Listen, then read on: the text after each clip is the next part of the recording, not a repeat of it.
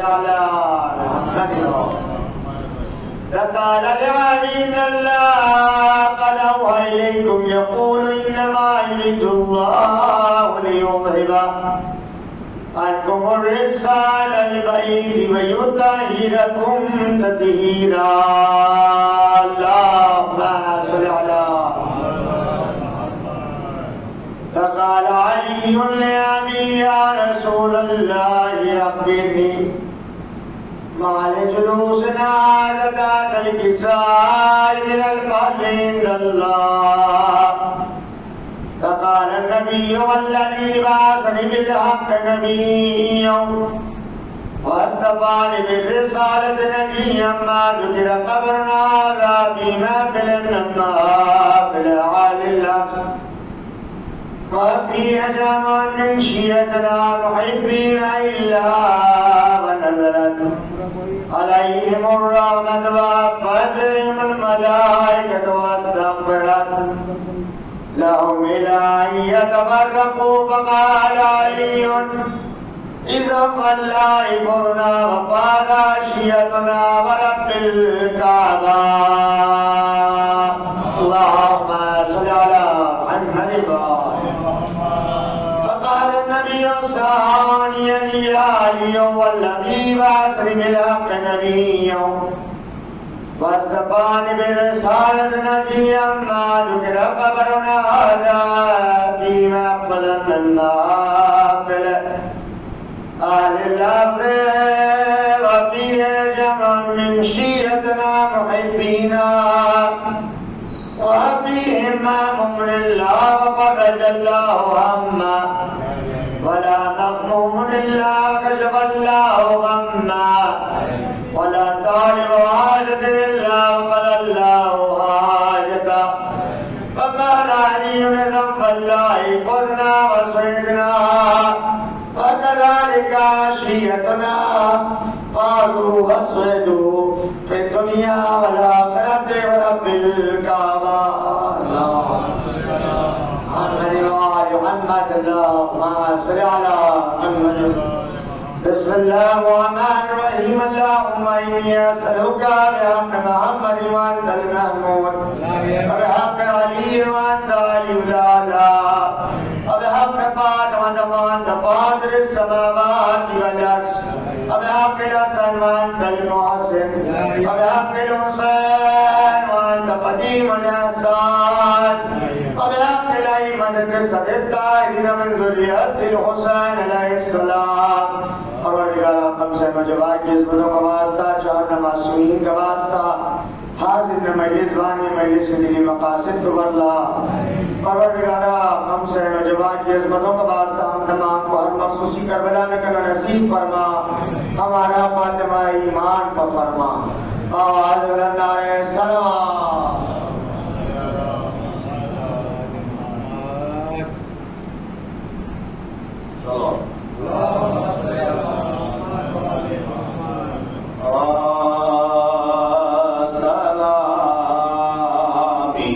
جس نے میرے باغ پنجتن دیکھا اسی نے روزے رضوان کا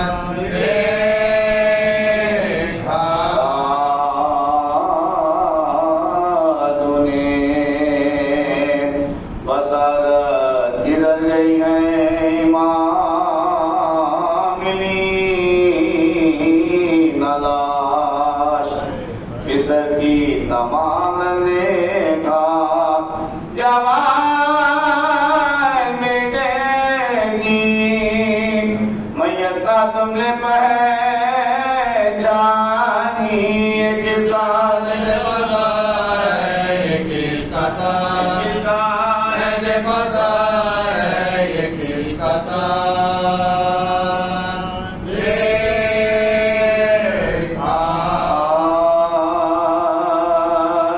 کسی کا خانے امید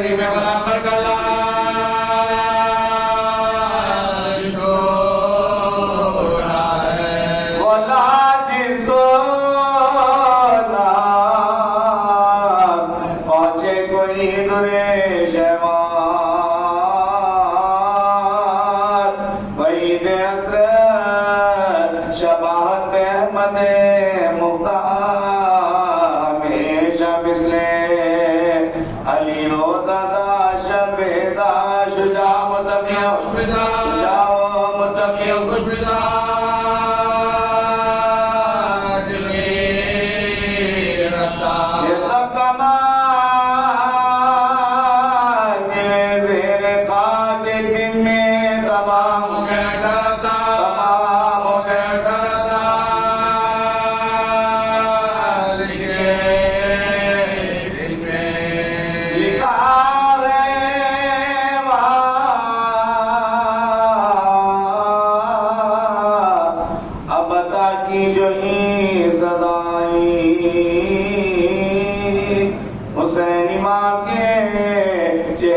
مردنی چاہیے وہ آہدی کے ذریعے رسول ترائی روانہ ہو گئی اشکوں کے ساتھ دین آئی سوال دوشے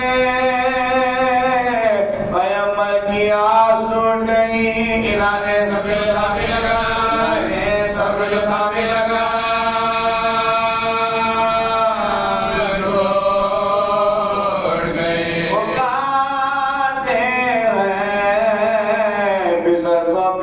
نہیں آتا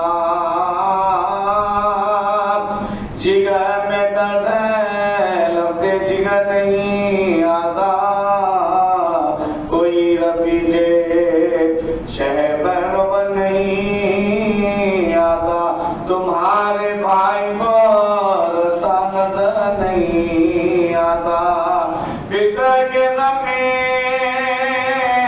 خدا دا میرا ہلاک ہوا بسا بسا گھر سٹ بنا بسا بسا گھر سٹ بنا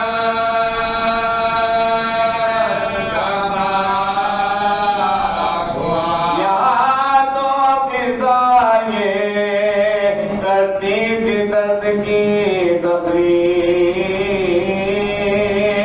عصایا اٹھا کر ادھر چلے شبیر اندھیرا سامنے آنکھوں کے آگل تبھی ہر ایک بار یہ نعرہ کہ یا جناب امی کبھی اٹھے کبھی سلطان مشرق گرے یہ کے بعد ہر جگہ یہ کے بعد ہر جگہ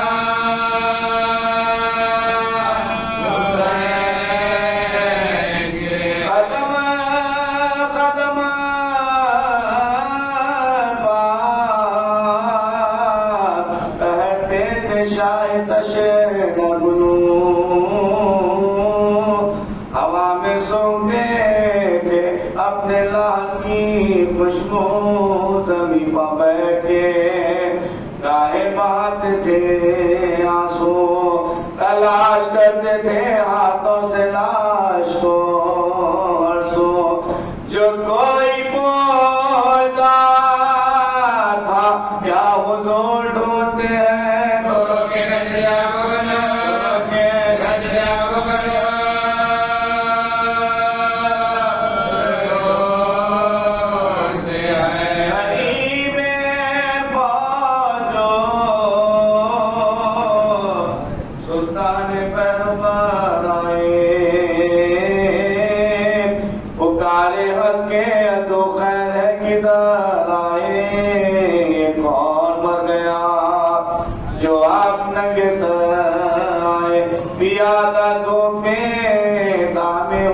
जिगर आए ये बाजा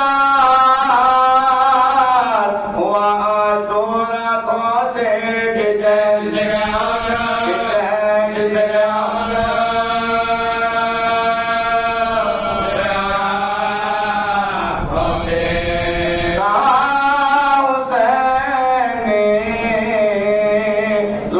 तुम्हें नहीं मालूम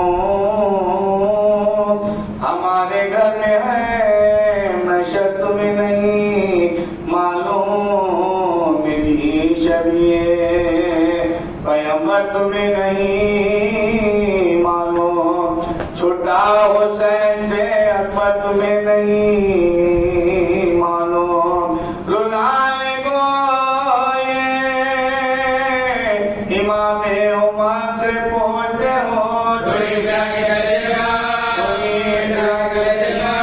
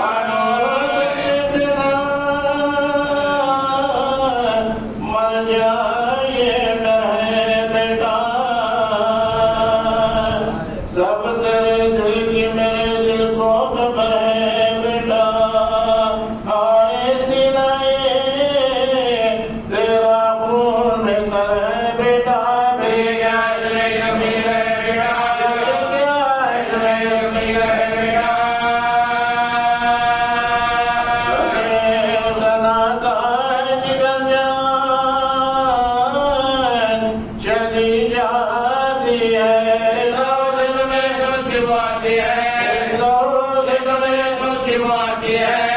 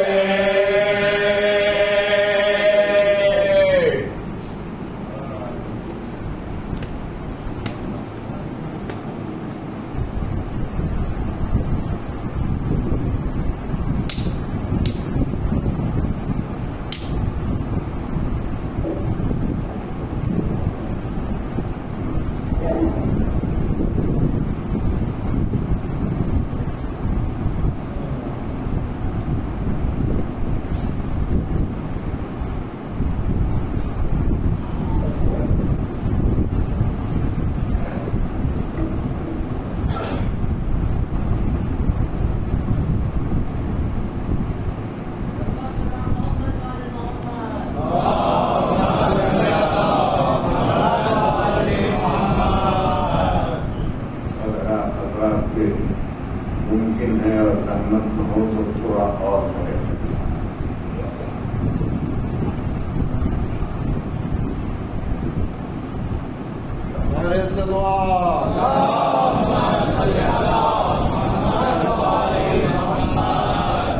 روشنی کے ساتھ ہمارے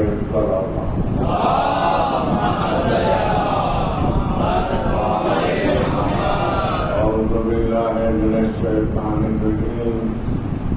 بسم الله الرحمن الرحيم.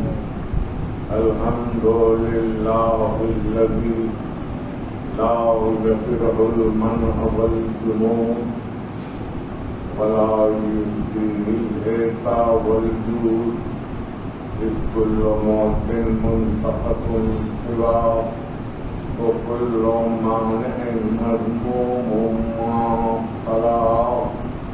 هو المنان بفوائد النعم وعوائد المزيد والقسم ما اختلف عليه الدهر ويختلف منه الحال ولا كان في مكان فيجوز عليه الانتقال جلت عظمته.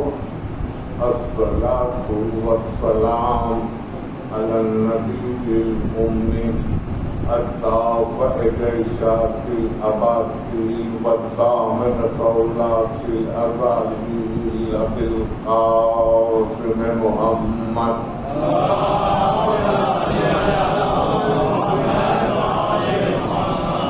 ولبيته الطيبين الطاهرين المعصومين المظلومين الذين أذهب الله عنهم الرجس وطهرهم تطهيرا.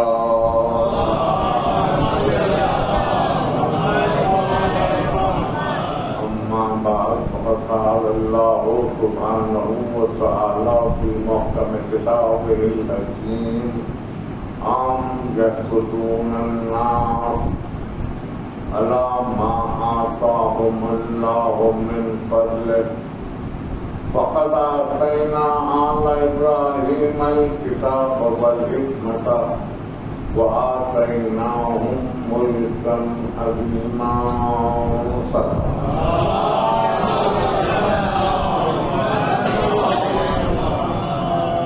عزیزان گرامی، یہ ایسی آیت ہے جس کے میں نے ہم پر مخصوص کئی تقریریں کی ہیں، لیکن اس آیت سے نہ طبیعت کی سیری ہوتی ہے نہ آیت کہا پیدا ہوتا ہے. جو تو ہر آیت اپنی جگہ موجودہ ہے اور کوئی انسان موجود بیان نہیں عاجز ہے، اس اعتبار سے تمام بہت افسوس ہے. میں اکثر جب کبھی حکم شناس حکم فہم نقطہ فن نقطہ نواز مجمع میرے روبرو ہوتا ہے تو میں یہ بات ضرور عرض کرتا ہوں کہ کلام مجید کا دنیا کی تقریباً ہر زبان میں ترجمہ ہو چکا ہے. پہلا ترجمہ تو لاطینی زبان میں ہوا لیٹن میں، پھر اس کے بعد تو ہر زبان میں ترجمہ ہو چکا. جتنی زبانوں میں لکھا جا سکتا ہے جس کا مینوسکرپٹ ہے اس میں ترجمہ ہو. آج 1447 ڈگری میں آپ کو خطاب کرتے ہوئے میں یہ کہنے کے موقع میں ہوں کہ کوئی ترجمہ صحیح ترین ترجمہ نہیں، کوئی ترجمہ نہیں ہے. اس لیے کہ اگر کسی کتاب کا کسی دوسری زبان میں ترجمہ کرنا مقصود ہو، جیسے کوئی غالب کے دیوان کو انگریزی میں ترجمہ کرنا چاہے یا رابرٹ براؤننگ کی پوئٹری کا اردو میں ترجمہ کرنا چاہے تو ترجمہ نگار کے لیے یہ ضروری ہے کہ اس کو دونوں زبانوں پر برابر کا اردو ہونا ہے. پر قواعد پر محاوروں پر الفاظ پر یہ دیکھا جائے کہ کون سا لفظ اس زمانے میں جیسے کتاب لکھی گئی کیا معنی رکھتا تھا، آج اس کے کیا مانا ہے، پھر اس کے ساتھ ساتھ یہ بھی دیکھیے کہ لکھنے والے کا ماحول کیا تھا، کس دور میں پیدا ہوا، والدین کون کون تھے، استاد کون کون تھے، اساتذہ کا کیا اثر رہا، ماحول کا کیا اثر رہا، تربیت کا کیا اثر رہا، ان تمام چیزوں کو پیش نظر رکھ کے اگر کوئی ترجمہ کرے تو یہ کہا جا سکتا ہے کہ ترجمہ بڑی حد تک کامیاب رہا۔ قرآن چونکہ معجزہ ہے، اس لیے معجزے کا ترجمہ کسی آگے کے انسان سے ممکن نہیں ہے، جب تک کہ وہ پردہ غیبت سے باہر نہ نکل آئے۔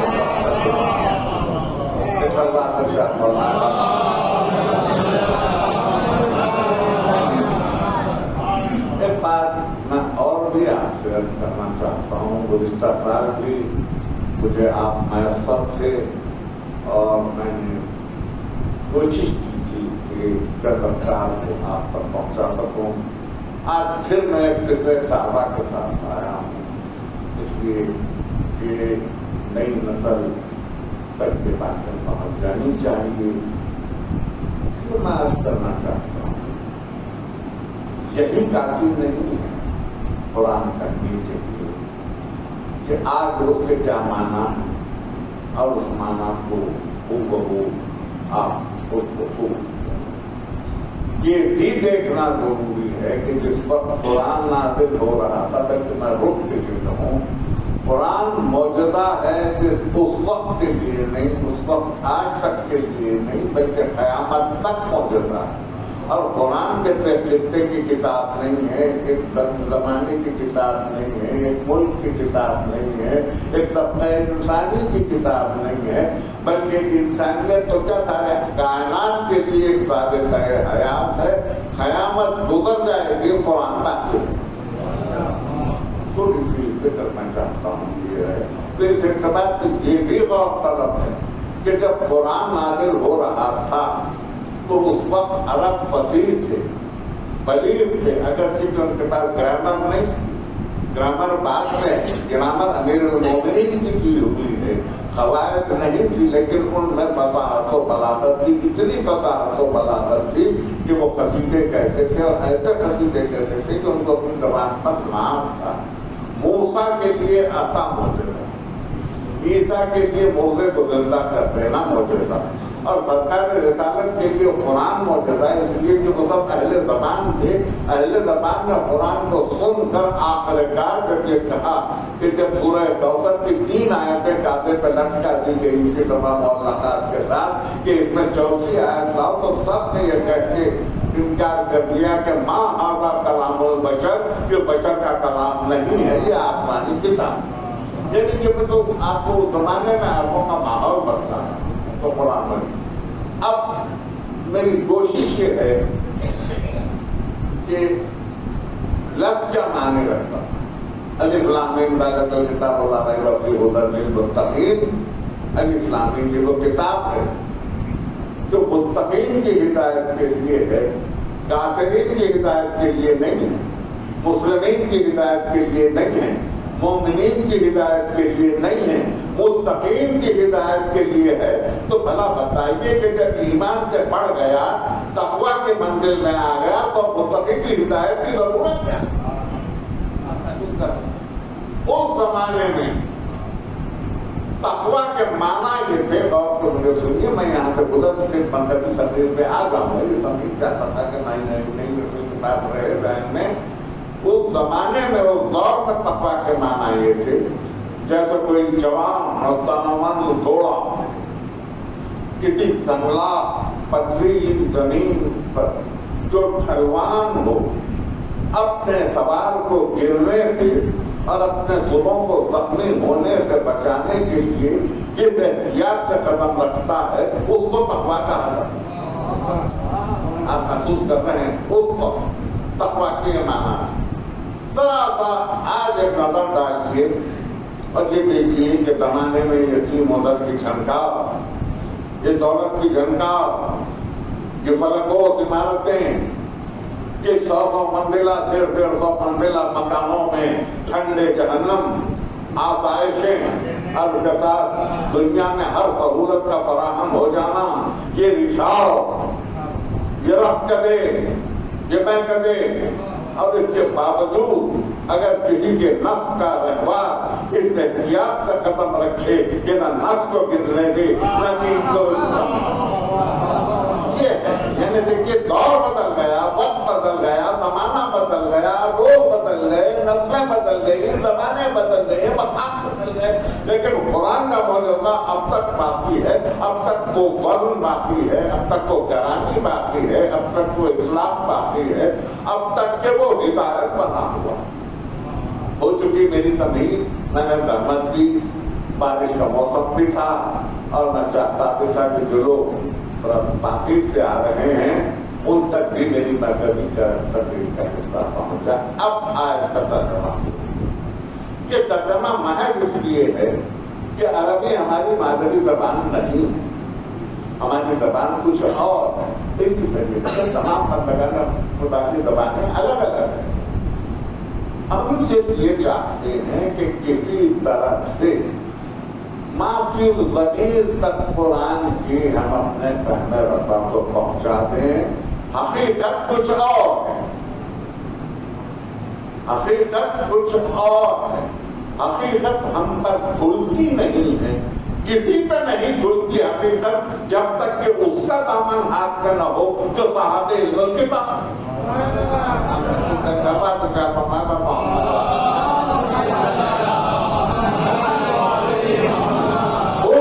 اللہ شہیداً بینی و بینکم ومن عنده علم الکتاب، کہہ دو میرے لیے یا خدا کافی ہے یا وہ جس کے پاس علم کتاب ہے، جس کے پاس علم کتاب ہے اس کے پاس قرآن کے معنی بھی ہے، مفاہیم بھی ہے، تفسیر بھی ہے، خلاصہ بیان بھی ہے، کائنات کے راز بھی ہے، سب کچھ ہے، لیکن شفا، ٹھنک، مہتاب، گھٹائیں، بجلی، نغمے، تارے، دھول، اس دامن میں کیا کیا کچھ ہے وہ دامن ہاتھ آئے تو دبائیں ہیں کہ کیا کیفیت نہیں ہے ان کے پاس، وہ قرآن ناطق ہے، لیکن اب ہم ان کے صحیح دامن ہیں، اس لیے احتیاطاً ترجمہ سن لیجیے۔ عام یحسدون الناس، کیا دنیا حسد کرتی ہی رہے گی علی ما آتاہم اللہ من فضلہ، جب اللہ اپنے فضل و کرم سے کسی کو کچھ عطا کر دیتا ہے۔ فقد آتینا آل ابراہیم الکتاب والحکمۃ، اور ہم نے آل ابراہیم کو کتاب بھی دی اور حکمت بھی دی، وہ آتیناہم ملکا عظیما، اور ان کو ملک عظیم عطا کیا۔ آیت پر آگے بڑھنے سے پہلے میں اس کے ابتدائی حصے پر گفتگو کرنا چاہتا ہوں۔ لہجہ دیکھیے، واضح واضح کا طبع تقاصر دیکھیے، انداز بیان دیکھیے، طرز دیکھیے، معنی آفرینی دیکھیے کہ عام یحسدون الناس، کیا دنیا حسد کرتی ہی رہے گی؟ دنیا میں دو کیفیتیں بدر حسد پائی جاتی ہیں، ایک کیفیت ہوتی ہے رش کی، ریشم کا رش، اور ایک کیفیت ہوتی ہے حسد کی۔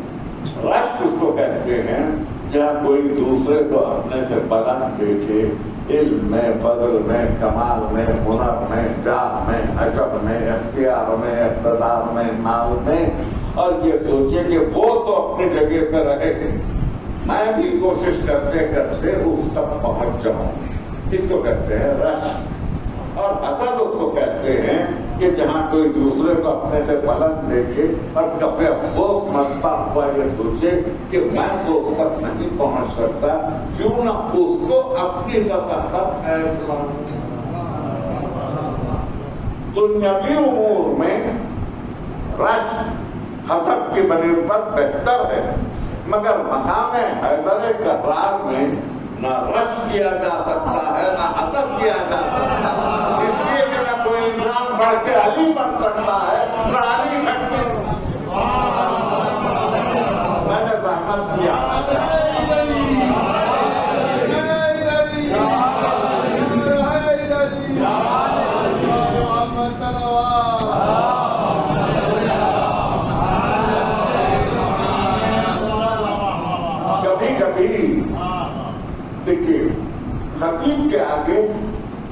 لفظ باندھ کے کھڑے ہوتے،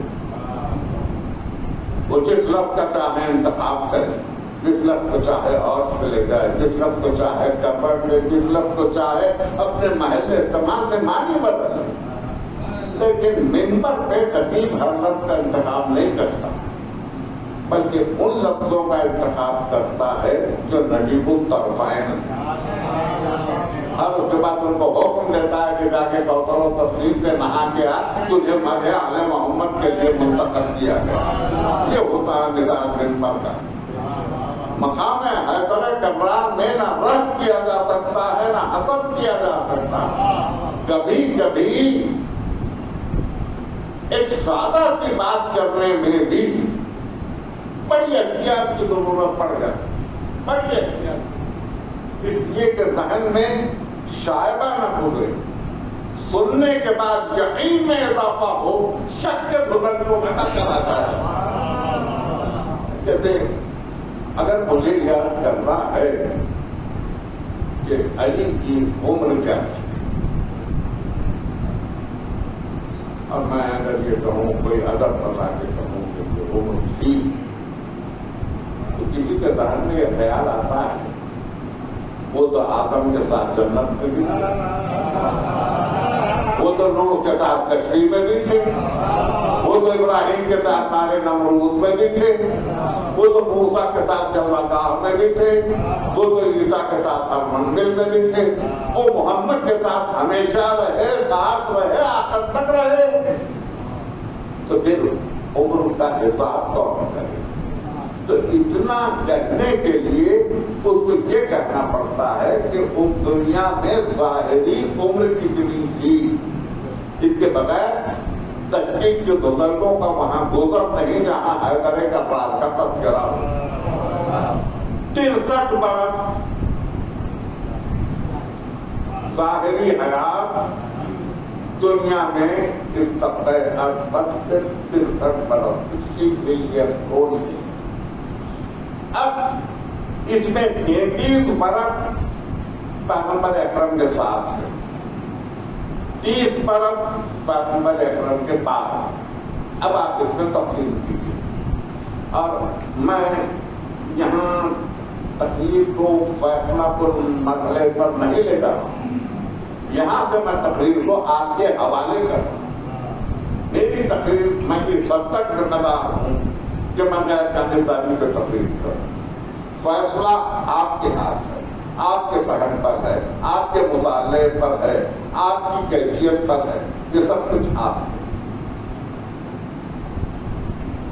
اپنی کتابیں ہیں، علماء اسلام کی بھی کتابیں ہیں، جہاں جانبداری کا وعدہ کیا ہوا ہے، وہاں کتابیں نہ اپنی نہ عالم اسلام۔ ایک مغربی مفکر ابن فال آف رومن امپائر سے ایک پیراگراف یہ دعوت دولشیرہ کا تذکرہ کرتے ہوئے ابن نے لکھا کہ calm silence was being observed throughout the assembly until the youngest among all, called Ali, stood up and told the prophet of God, I witness that you are the truth and I will help you. ابن کہتا ہے کہ سرکار رسالت پڑھان نے دعوت دولشیرہ میں بلا کے یہ کہا قولوا لا الہ الا اللہ تفلحوا، اور میں اللہ کا رسول ہوں۔ تو کہتا ہے کہ ایسا محسوس ہوتا تھا کہ مجمع کے سروں پہ پرندے بیٹھ گئے ہیں، پتلیاں حرکت کرنا بھول گئی ہیں، پلکیں جھپکنے سے محروم ہو گئی ہیں، سانپ کی آمد و جد رک گئے ہیں۔ ایسا محسوس ہوتا ہے کہ انسان نہیں ہے، پتھر کے بت ہے، فضا چپ ہے، ہوا خاموش ہے، ایک سناٹا ہے۔ میں آپ سے اب پوچھ سکتا ہوں، اگر میں اس سناٹے کے بیچ سے علی کی آواز کو ہٹا لوں تو اسلام میں سوائے کفر کے سناٹے کے باقی کیا باقی رہتا ہے؟ کیا باقی رہ جاتا ہے سوائے کفر کے سناٹے؟ اور نہ سناٹا اس سناٹے کو آواز میں تبدیل کیا علی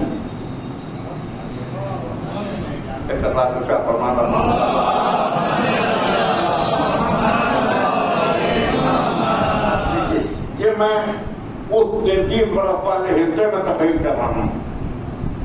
30 برس والے حصے میں اپنی نہیں آیا. 33 برس والے حصے میں تقریر کر رہا ہوں. تقریر میں نہیں جاؤں گا صرف کلپ سے, اونلی کلپ سے. پھر بات کو تھوڑا تھوڑا تھوڑا تھوڑا تھوڑا میں چاہتا ہوں کہ مندر کھینچتا چلا گیا. میں دل گزری ہجرت کی شب آئی. کہا میں یہاں سے مسئلہ مانا کیا. اچھا جب بات چلی ہے تو اس لفظ کے ذرا معنی سمجھ لیجیے. ایک جملے ہر شخص اگر شہر بدل دے, ملک بدل دے تو اس کو ہجرت نہیں کرے. یہ نقل مکانی ہے. نقل مکانی کو ہجرت نہیں کہتے. شکم کی آگ لیے پھر رہی ہے شہر میں شہر, سگے زمانہ ہے ہم کیا, ہماری ہجرت کیا. ہجرت اس کو کہتے ہیں کہ جہاں کوئی مقصد ہو, اور مقصد میں ایسا مقصد ہو جیسا مشیت کا, تو اس کو ہجرت کہا جاتا ہے. عام طور پر یہ لفظ استعمال میں آیا ہے ذرا سبک ہو گیا, ہلکا ہو گیا, ورنہ ہجرت تو یہ تھی. اب ہجرت کا مرحلہ ہے. تو بلا کے کہا میں جا رہا ہوں, تم آج کی رات میرے بستر پہ سو جائے, اور سنو یہ کچھ امانتیں ہیں, صبح کو جن جن کی امانتیں ہیں ان کو لوٹا دیں. خوبی یہ تھی کہ میرے بستر پہ سو جانا, صبح کو امانتیں لوٹا دینا. یہ نہیں بتایا کہ امانتیں ہیں کہ بہت سہل کر رہا ہوں, میں آسان کر رہا ہوں تقریر کو. یہ نہیں بتایا کہ امانتیں ہیں کس کی, اس لیے کہ نفس سے زیادہ کون جانتا ہے کہ امانتیں آپ نے محسوس کیا. نفس سے زیادہ کون جانتا ہے. نفس تو یہ بھی جانتا ہے رسول کا کہ خیانت تک کس کے سور پہ کس کی. جی ذرا سا میرے فکر کے ساتھ ختم کیجیے. میں یوں گیا اور یوں واپس آیا آپ کے ساتھ. 16 میں مالک اختر نے کہا کہ یا علی آج میں نے بھی اتنے ہی سر کاٹے جتنے آپ کی تلوار میں کاٹے. مسکرائے, مسکرا کے کہا مالک تمہاری تلوار میں یوں کاٹے سر کہ جو سامنے آیا اس کا سر کاٹ دیا. میری تلوار نے یہ دیکھا کہ قیامت تک بھی اگر کسی کی سوچ میں کوئی مومن ہو تو میں نے اس کو بخش دیا. محسوس کرنا کہ ہر تلوار میں اور ذوالفقار میں کتنا فرق ہے, کتنا فرق ہے. یہ نفس سے زیادہ کون جانتا, نفس سے زیادہ کون جانتا, بتایا نہیں. اور امانت اس کو کہتے ہیں کہ جہاں دینے والا دے تو امانت رکھنے والا امین, اس کی گانٹ نہ کھولے, اس کی گرہ نہ کھولے. چوک کی تو یوں ہی حوالے کرتے جیسے وہ دیکھے گئے. صبح کو دے دینا, نام نہیں بچلا ہے, اور پھر ساتھ ہی ساتھ یہ کہہ دیا کہ سو چاہتا بڑھو کہ سو. ٹھیک ہے, ایک لمحے میں مجھ سے یہ حوالے بھی سن لیجیے. مکے میں قبیلے والے جمع تھے, اسی راہ تب اور کہتے اب تو حد ہو گئی, ہمارے خداؤں کو برا کہا گیا, ہمارے دین کو للکارا گیا, ہمارے رسوم کی توہین کی گئی, ہماری تہذیب کو اٹھا کر پھینک دیا گیا. اب تو انتہا ہو گئی, اب تو محمد کو ختم کر دینا چاہیے. تو ابو جہل نے کہا اتنا آسان سمجھ رہے ہو, اگر کسی نے قتل کر دیا محمد کو تو بنی ہاشم پورے قبیلے کو زندہ نہیں چھوڑے. کیا آپ بھی بنی ہاشم کی, بنی ہاشم کے شجاعت کی کیا آپ کی؟ تو کہا پھر تو کہا 40 قبیلوں کے آدمیوں کو, جوانوں کو چن لیا جائے اور سب مل کے محمد کے گھر پہ حملہ کرے بنی ہاشم جیتے کس سے بدلا لے؟ یہ منتخب گروہ آیا اور آ کے ایک مرتبہ دروازے کی گرد سے چھانٹ کر دیکھا اور پلٹ کے کہا سو بنے. پلٹ کے کہا سو رہے. نفس جب بستر پہ آرام کر رہا ہو تو عقل ہی عقل دکھائی نگاہوں نے پہچانا نہیں کہ یہ عقل ہے یا نفس ہے. اور اس کے بعد ذرا سا دروازے کو چھیڑا, دروازہ کھلا. علی برابر ہوئے چاول, پیروں میں تلوار رکھی ہوئی تھی. میری احتیاط غلطی پہ توجہ فرمائیں, میں تلوار کہہ رہا ہوں, ذوالفقار نہیں کہہ رہا ہوں, اس لیے کہ ذوالفقار کو بہت میں آئی تھی. تلوار پیروں میں رکھی ہوئی تھی, ٹیک کے اٹھے. جیسے ہی ابو جہل کی نظر پڑی اس نے کہا ابو طالب کے نادان بیٹے تو نے یہ کیا کیا کہ لوگ تیرے ٹکڑے ٹکڑے کر ڈالے. تو پلٹ کے ابو جہل کو کہا ابو جہل تو نے مجھے نادان کہا, اگر میں اپنی دانائی دنیا بھر کے تمام نادانوں میں تقسیم کر دوں تو کوئی بے وقوف باقی نہ رہے.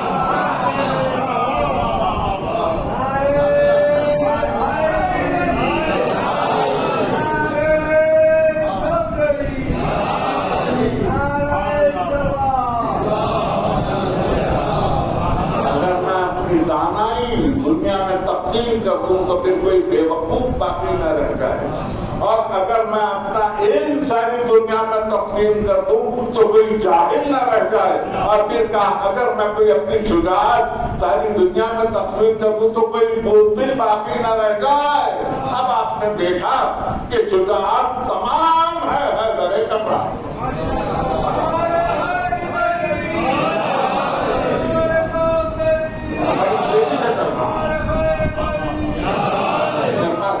میں وقت کے خاکے میں تبدیل کروں, میں دیکھی کیا شجاعت تمام ہے. کہتے آتا ہوں اگلے مدینہ میں یہ تو گزاروں میں علی اٹھے. ایسے میں ایک شخص جس کا نام ابو البختری تھا, یاد رکھیے کبھی کبھی کام آ جائے گا آپ کو گفتگو میں. ابو البختری آگے بڑھا.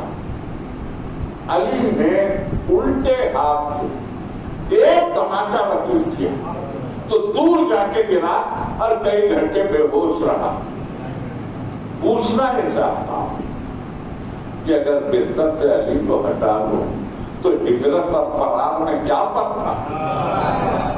اگر علی نہ نفس کو چھوڑ کے گئے, اگر نفس نہ ہوتا تو دنیا جتنی محمد فرار ہو گئے, فرار نہیں ہجرت میں. ایک حضرات کا فرمان پر محمد آپ کی نگاہ سے تعریف گزر رہی ہے نا, نگاہ سے تعریف گزر رہی ہے. آپ کی نگاہوں میں جنگ نہیں پڑھ رہا ہوں, صرف جنگ بدر کا حوالہ دے رہا ہوں. میں بہت نہیں جنگ, مگر ایک چیز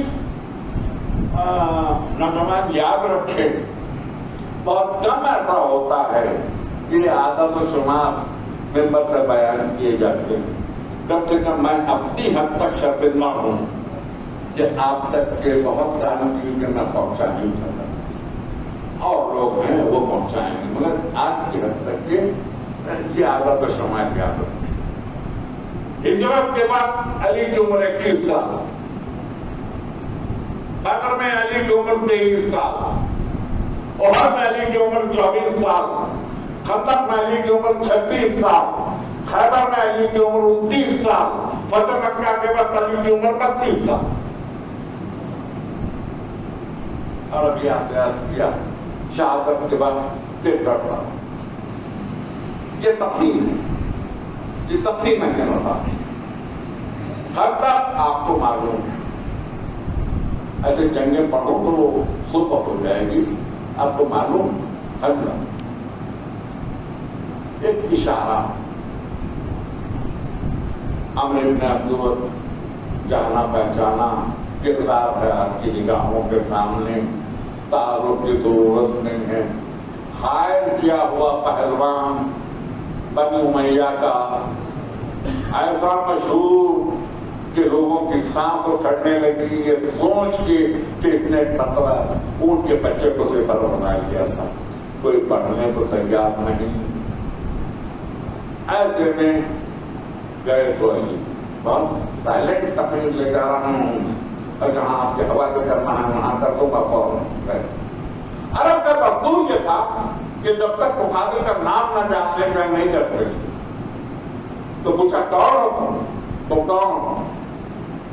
کہا میرا نام علی. کا باپ کا نام بتلاؤ. کہا ابو طالب. تو پوچھا کون ابو طالب؟ وہ جو مکے میں حاجیوں کو پانی پلاتا ہے، وہ جو بھوکوں کو کھانا کھلاتا ہے، وہ جو یتیموں کی سرپرستی کرتا ہے، وہ جو بیواؤں کا خیال رکھتا ہے، وہ جو مسافروں کی خدمت کرتا ہے، ان کو مہمان کرتا ہے، وہ ابو طالب. کہا کرنے ابو طالب کا مجھ پر ایک احسان. آپ نے جملہ بہت سنجیدگی کے ساتھ سن لیا. سادہ جملہ اس نے کہا ابو طالب کا مجھ پر ایک احسان. کافر ہے، کافر ہے، کہہ رہا ہے ابو طالب کا مجھ پر ایک احسان ہے، میں تم سے نہیں لڑوں گا. تو مسلمان جن پر خدیجہ کی دنیا کے احسان،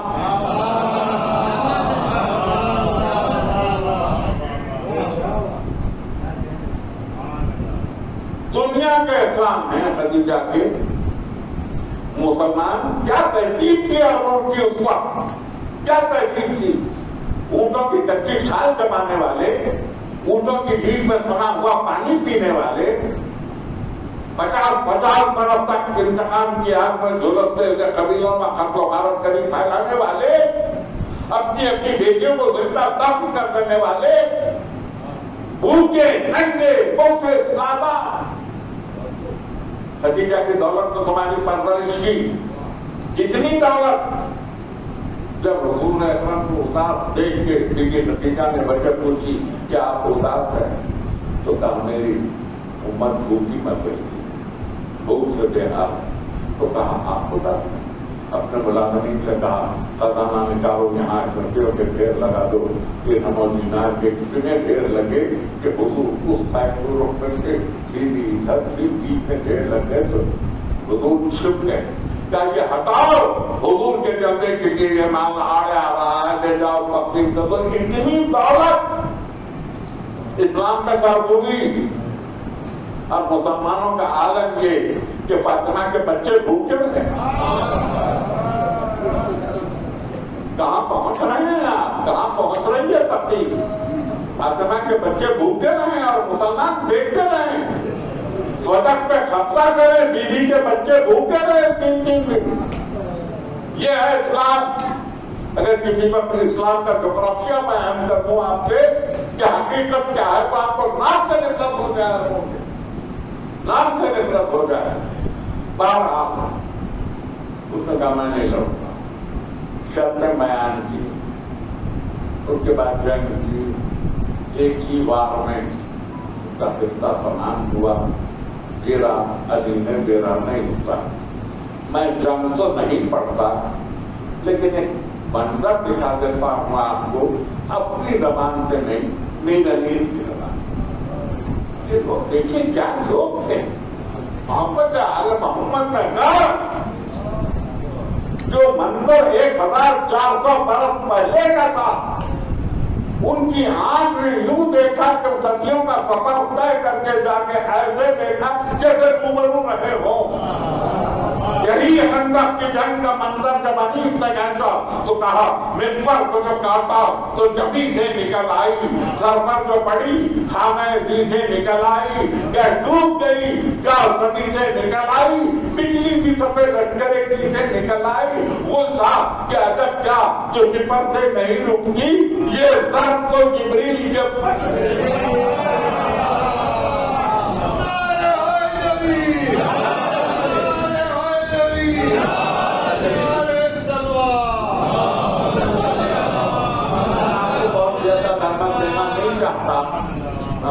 وقت میں چاہتا ہوں مگر کیا کروں. ہستی بیٹھی کسی کی زندگی ختم ہو جائے گی کبھی باپ کی کھاد کی شرم نہ ہو جائے. ایک اور جگہ لے جاؤں دیکھتے تو بولا خیبر میں جنگ نہیں پڑھا، لیکن آپ کی سنی ہوئی چیزوں کو ایک مرتبہ یوں بیان کر رہا ہوں جیسے میں آپ سے کچھ سننا چاہتا ہوں، سمجھنا چاہتا ہوں۔ خیبر آپ نے بہت سے خطیبوں سے سنا، بہت سے مقررین سے سنا، کئی لوگوں سے سنا کہ 3 دن تک لوگ جاتے رہے آتے، آپ نے سنا ہے، لیکن مجھے آج تک حیرت یہ ہے کہ کوئی نام نہیں ملتا کون گیا بوڑھا ہو گیا ہوں، ممبر پہ 63 برس گزار چکا ہوں، میری عمر 82 برس تو 50 ہو چکی ہے، مجھے آج تک نام نہیں ملتا کہ گیا کہو آیا کہو۔ مجھے تو اس میں بھی شک ہے کہ کوئی گیا یا نہیں گیا۔ آخر میں نبی نے کہا کل میں، اچھا میں آپ پہ چھوڑ رہا ہوں، میں ساتھ دینا چاہتا ہوں، آخر میں نبی نے کہا کل میں عالم اس مارک کو آپ الفاظ سے حص نہیں اٹھا رہے ہیں، میری تقریر ضائع جا رہی ہے، آپ نے یہ لفظ اٹھایا نہیں۔ نبی نے جب ایک کو مرد کہا تو باقی کو کیا رہ گیا؟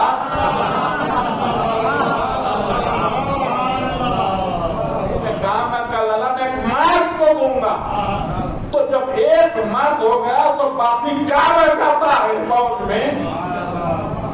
آپ نے محسوس کیا؟ یہ ہے تاریخ، ایمان کی تاریخ اور ہے، مسلمانوں کی تاریخ اور ہے، کبھی اور کسی وقت اور۔ اب یہاں پہ میں آگے بڑھوں، ایک مرحلہ میرے ساتھ گزار لیجیے، 5-7 منٹ لوں گا، میں اپنے وقت کے ساتھ 50 منٹ کا مطلب کروں گا، 20 منٹ بعد اسی میں مجھے مت آئے ایک بات اتنا بڑا مجمع ہے جن سے میں خطاب کر رہا ہوں، سب نے یہ بات سنی اور حقیقت بھی ہے کہ سرکار ختمی مرتبہ کے وصال پر کوئی نہیں تھا، 8-9 آدمی، ٹھیک ہے، 8-9 آدمی انتخاب 8۔ اس منظر کو مولانا فضل الحسن صاحب نے بہت خوبصورتی کے ساتھ شعر سے پہ کر میں بیان کیا ہے۔ شرط وفا یہی ہے تو ایسی وفا پہ خاک، شرط وفا یہی ہے تو ایسی وفا پہ خاک، میت پڑی ہے شمع کی پر آنے اڑ گئے۔ یہ ہے اسلام، یہ ہے اسلام۔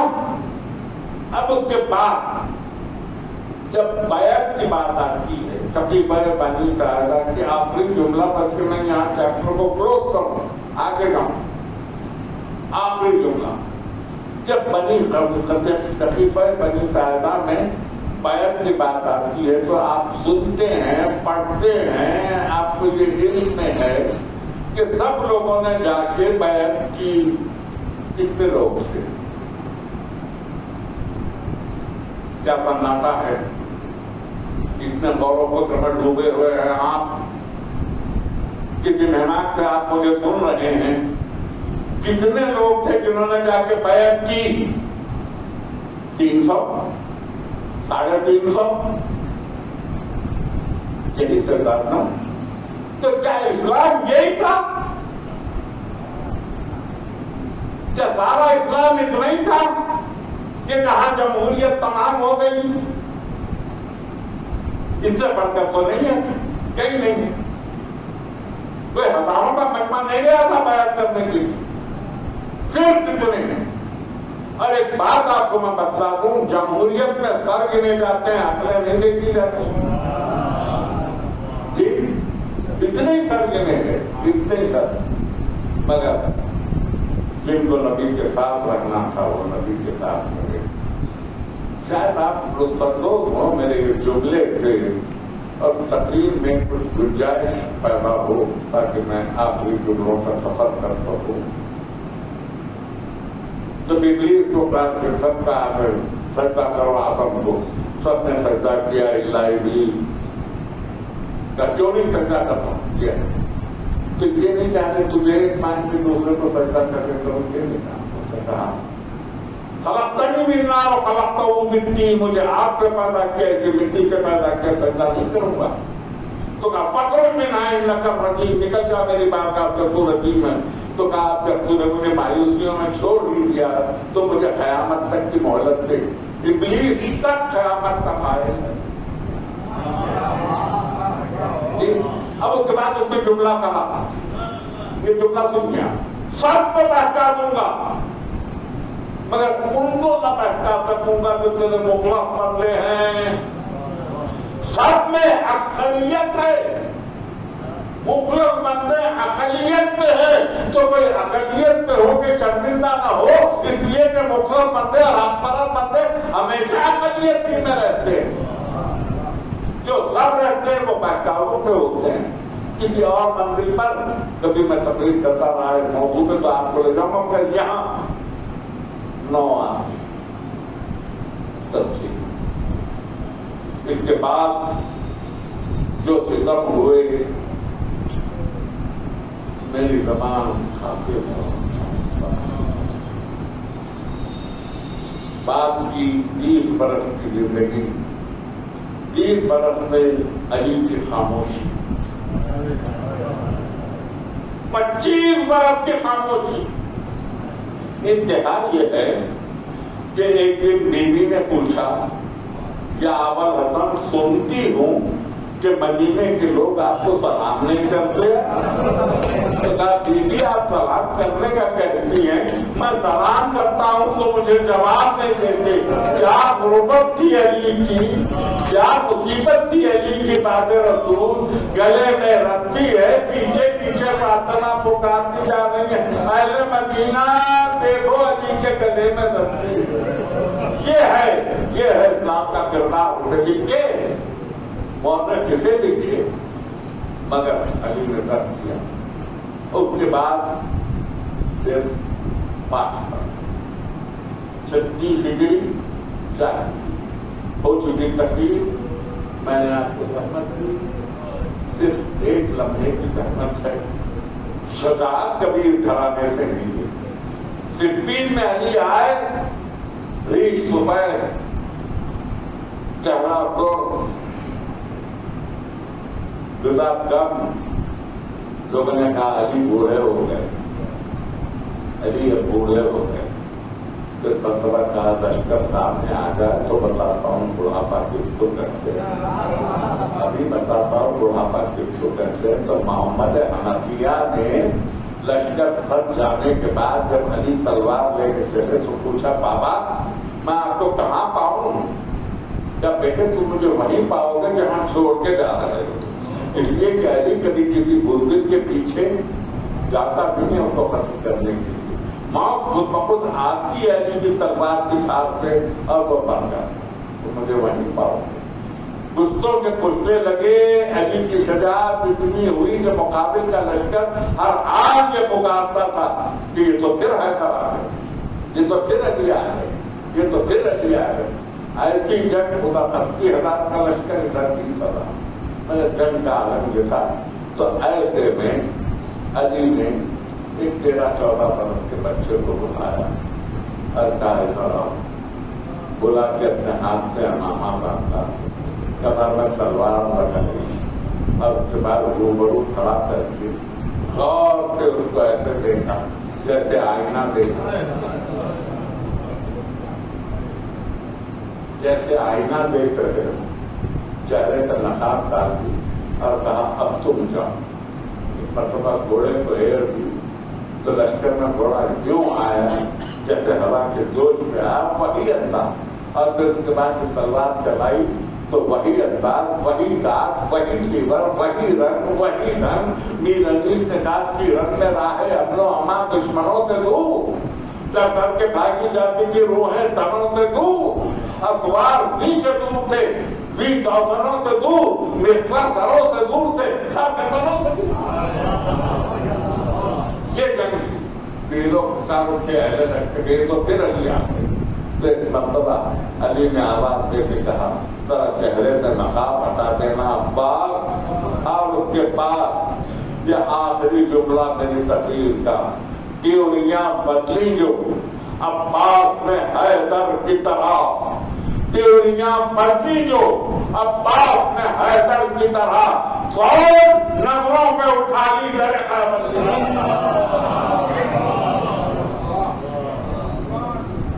تیوریاں بدلی جو عباس نے حیدر کی طرح، فوج نظروں میں اٹھا لی گئے حیدر کی طرح۔ اور علی کا عالم یہ کہ انداز اپنا آئینے میں دیکھتے ہیں وہ، اور یہ بھی دیکھتے ہیں کوئی کتنا نہ ہو،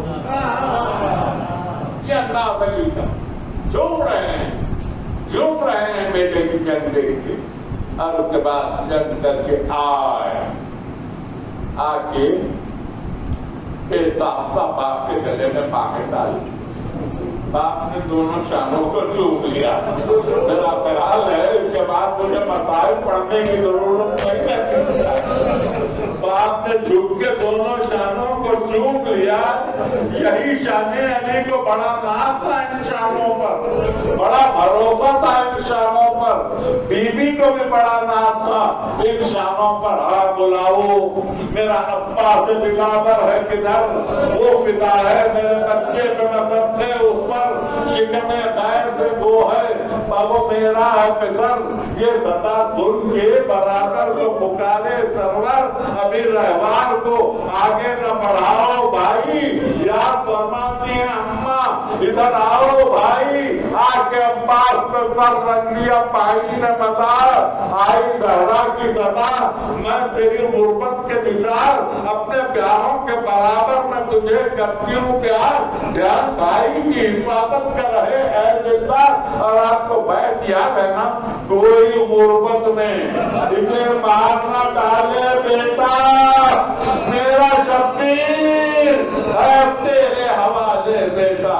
اور ان کی مسجد مگر مسجد مخصوص ہے، ایک 18 برس کے کڑیل جوان تھے، مالک سے بھرے گھر کے اجڑ جانے کو پوچھو، گھر والوں سے یہ تفرقہ پڑ جانے کو پوچھو، ماں باپ سے خدمت کے اجڑ جانے کو پوچھو، شبیر سے اکبر کے بچھڑ جانے کو پوچھو، بوڑھا باپ جوان بیٹا رخصت ہو کے تو گیا، اور اس کے بعد جب وہ مرحلہ آیا کہ آواز دی یا بتا علیکہ منی السلام، تو حسین چلے گرتے ہوئے چلے، آواز دیتے ہوئے چلے، پیرنی سے کہا کہ مسجد میں کیا آؤں کدھر کو ہے علی اکبر جواب دو، چلا رہی ہے تیوری پر مادر جواب دو، اکبر برائے خالق اکبر جواب دو، بیٹا جواب دو، میرے دلبر جواب دو،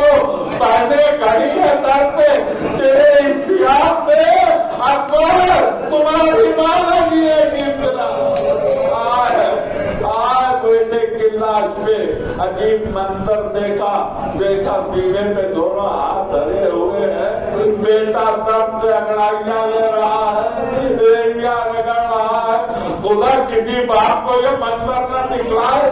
عزیزہ کرام نے آپ بھی صاحبان خاندان ہے، اہل قبیلہ ہے، دنیا کا یہی دستور ہے کہ باپ جب دنیا سے رخصت ہوتا ہے تو بیٹے کو وصیت کر کے جاتا ہے، مگر حائل حسین کی خدمت علی اکبر نے کہا بابا میری کچھ وصیت ہے، بابا کہا بیٹا تم وصیت کر رہے ہو، کہا ہاں بابا، پہلی وصیت یہ کی کہ بابا سنتا ہوں کڑیل جوان کا دم بڑی مشکل سے نکلتا ہے، بابا جب میرا دم نکلنے لگے آپ سے دیکھا نہ جائے گا بابا، آپ کو پھیر لینا۔ اور اس کے بعد کہا بابا میری ماں بڑی غریب ہے، بابا میری ماں کو میری شادی کرنا، بابا میں جب مر جاؤں تو میری لاش میری ماں बोला दिखलाना वो उनकी मजलिस उतर के देखा, दोनों हाथ जवान बेटे के सीने पे हैं, करीब पहुंचे, दोनों हाथ हटाए, अजीब मंजर देखा, सीने में बच्ची की हड्डी है, घुटनों को टेक के कंगल जवान बेटे के सीने से जारी करके बच्ची निकाली, बेटा तड़प गया, उतर के अली अकबर का सर दानों में रखा, सब दो टुकड़ों की जन्नत आपको दे रहा हूँ, मुझसे पढ़ा भी नहीं जाएगा। जब काफिला चला था तो फातिमा ज़ोहरा ने आके रास्ते में रोका था काफिले को और बाप का कहा कि बाबा मुझे एक मसला मेरे भाई अली अकबर से मिला थे। जाके महल के बैतुल में क्या ख्याल आया दिल में कि अली अकबर के गले में बाहें डाल के देर तक भाई की छाती पे आके रगड़ती रही और उसके बाद भाई ने तसल्ली की ज़ोहरा न घबराओ ज़ोहरा न आऊंगा तुमको लेने के लिए, तुमको लेने के लिए आना तो कहा कैसे तो जा रहे हो भाई, मगर मेरा दिल घबराता है। सब्जियों मुहर्रम की वो दोपहर अली अकबर नहीं आए तो एक मरतबा आखिरी लम्हों में अली अकबर ने कहा बाबा मेरी ख्वाहिश पूरी कर दो बाबा, तो कहा कहो अली अकबर, कहा एक नजर फातिमा ज़ोहरा को देख लूं, जरा जमीन मदीना को बरस कर दो बाबा। उधर ने इशारा किया, जमीन मदीना बरस हुई, अली अकबर ने देखा ज़ोहरा मिट्टी पे रुखसार रख के कह रही भाई दिन ढल गया भाई, तुम नहीं आए।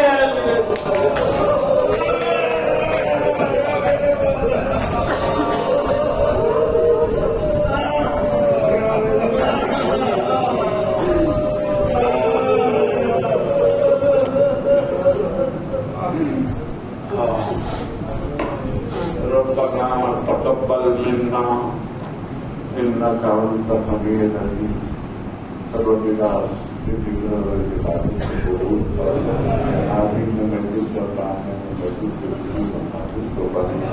अरबईन का मौका हो, इन आंसुओं को ज़रीए हुसैन के बहने का एहतराम कर दे। परवरदिगार मातम करने वालों के ये हाथ करम अब्बास को मातम के लिए उठे, उनके करम अब्बास के लिए मातम के लिए हाथ उठाना तो याद के 10 माने मौला के हाथ नहीं थे। इनके मातम को इरादा तारीफ को इबादतों को बिल्कुल करना। परवरदिगार तुझे तकवा के भूखों का वास्ता हमारा रह सकरा आसमानों पे है तो जमीनों पे नाजिल कर दे, जो दूर है तो उसे करीब कर दे, जो करीब है तो उसे हमारे हाथों में पहुंचा दे, जो हमारे हाथों में है तो उसे फर्क करना। माता में होता है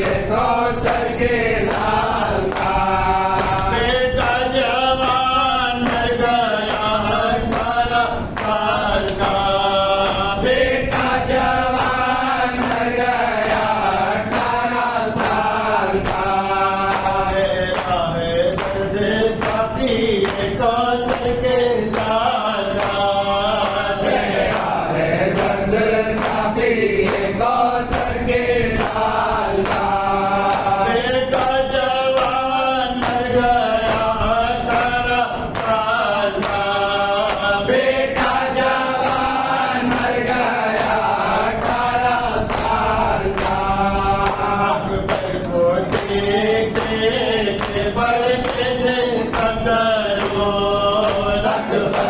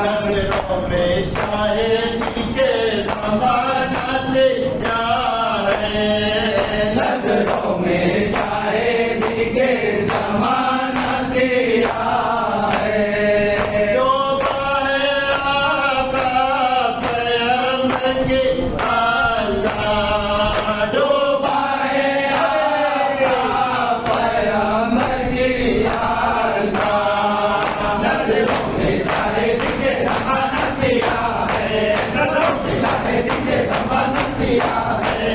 जो पाए आपका पैगंबर की अल्लाह, जो पाए आपका पैगंबर की अल्लाह।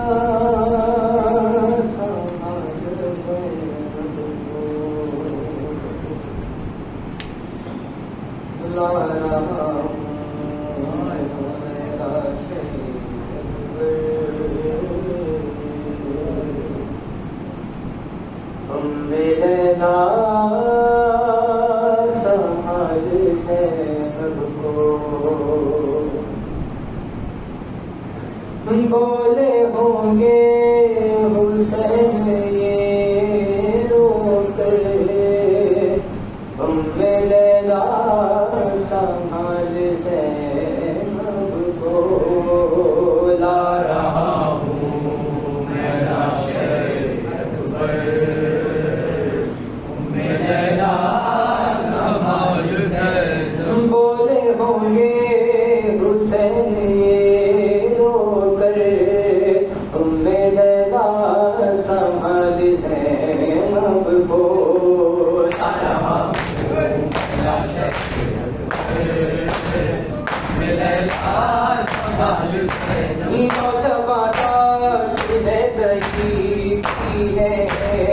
میری نظروں سے کو ایسے ہم شیر کو سنبھالوں گا سماجے پورے کو تیرا احسان ہوگا کہ مجھے کرے میرا سماج کیسی تیرے کے نام علی نے برسی نکالی ہے اتحادے چکی میری بات اب تیری بے کسی کی باری ہے پوری صبح کی کہہ کر تو نگینے جس کی گودی میں دونوں اکبر کر دیے صدقہ صبر ایسا کہ اپنے بیٹوں پر میں نے روتے اسے نہیں دیکھا مگر اب لیلا شیخ اکبر روک رکھا ہے اپنے عشقوں کو سے چھپ چھپ کے آنے کی ہے میں سمجھتا ہوں مادر اکبر تیری ممتا پہ جو گزرتی ہے کہ اپنے کلیجے پر میرے ایسے لاشے جب اٹھائے ہو خط بنا دیا ہے نشانوں کو پیچھے پیچھے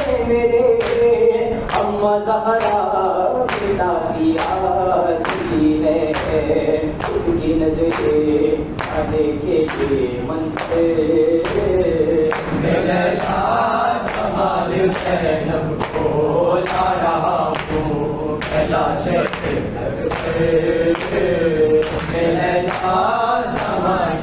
سلام سلام سرد پیمبر آئے خدیج صفا سلام سلام سلام مہدی اکبر سینے پٹھائے سینا سلام السلام السلام گلشن زہرا السلام السلام گلشن زہرا ہم ہے تیرے عزادہ السلام السلام السلام گلشن زہرا